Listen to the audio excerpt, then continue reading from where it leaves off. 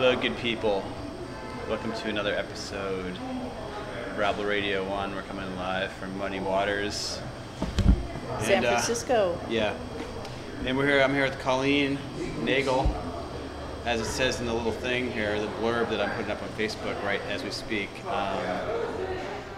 She is a musician, artist, and computer tech, revolutionary.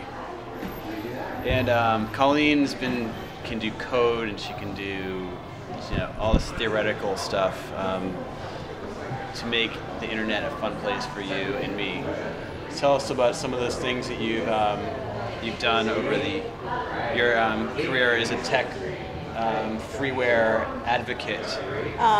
Well, I've worked in nonprofit and also in open source technologies for the most part for the last 12 years.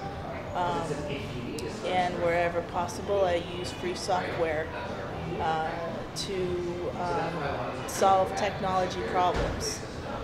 Solve problems that organizations or individuals are having in order to give people what they need in order to succeed. And that's got a good ring to it.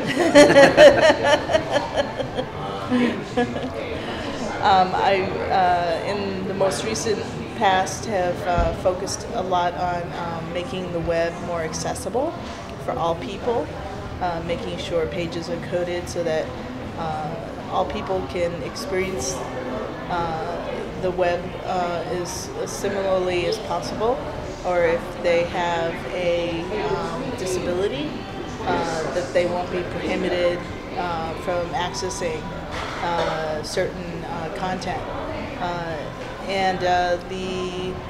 What I'm up to now is starting my own company called Subgeeks, which is hopefully gonna be more based on a group of people that want to do their own thing, want to combine their forces to provide web services to people who want to build out websites and web and mobile technology to do things for the community.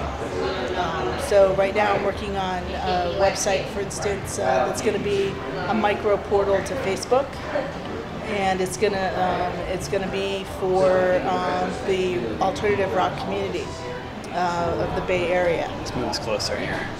It's called It's called Glam Star Life, and it's going to be launching in about a week and a half. Wow. And it's going to be starting focus for the Bay Area rock community and art community, and people are going to be able to post their own music and post their own art and build their own style of lifestyle. So that's where the focus is right now, is building grassroots movements. What is your opinion of Facebook? Facebook is kind of like I don't know. I have a very jaded opinion of Facebook. I think for most part, jaded is good sometimes. Yeah, I got a little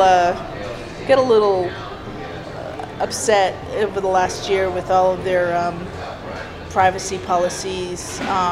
They seem to be cleaning up their act right now a little bit in terms of providing tighter security for the users. But in a way, it to me is like surfing through one big advertisement, and I'm not somebody that likes that kind of postmodern environment, where I can kind of ignore the ads and just kind of get by. I do like the convenience of being able to email and set up things really rapidly, and I do like the ease of use and the usability of Facebook. Mm-hmm. I think they get a lot of talented people that they've acquired, say, to do some good work. But I think it's time for, the model that Facebook set up, to be taken to the next level, and that's by creating micro communities and grassroots communities that, are not tied to, advertising, not tied necessarily to corporations, and more tied to surveillance, government, all that kind of evil stuff. Yeah, I mean, evil stuff, or just sort of Big Brother kind of stuff. And I think right now it's more important than ever that we organize, we self-organize. So I'm really looking forward to working on more and more technology that's going to be for the community, for the people, and so that's sort of my thing. So okay, when you saw iTunes or whatever will sell you a song for 99 cents. Hey, what's up, bro? Good to see you. It's for 99 cents, but if you actually put out a record and you got 99 cents per song that you put out, that would be kind of ridiculous royalty rate for anybody, even like Madonna or something like that. So, but we were talking about this the other day, how if you put a quarter, that would be an excellent royalty rate too. So your Subgeeks label, you're going to organize a record label kind of thing, right? Basically? Yeah, basically.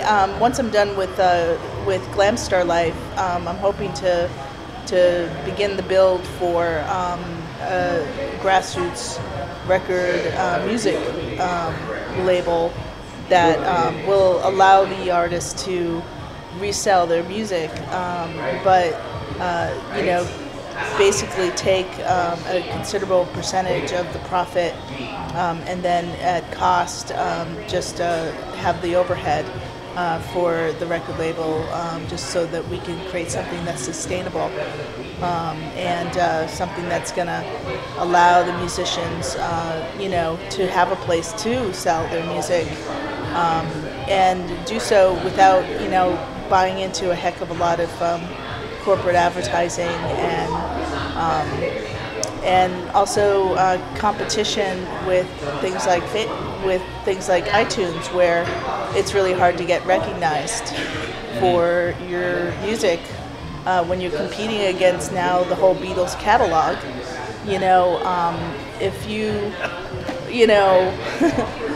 if you can tap into a community-based site that is something that's promoted amongst high schools and the college scenes, and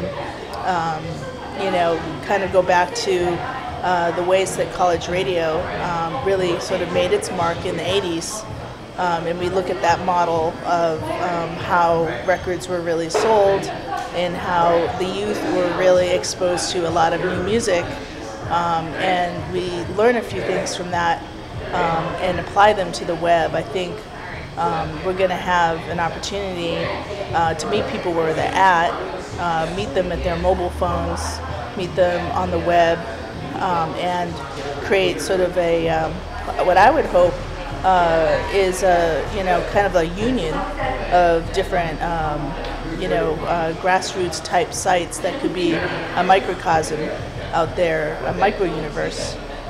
We could certainly leverage integrations from Facebook so that we can all kind of migrate to the right people, right places, and all that kind of stuff. And then at some point sort of wave bye-bye. Yeah, and it's secure too, which would be nice, where, is the web really secure? It's one big wiretap. They really want this. It's building on Gary Street, and I forget the cross, I think it's 16th.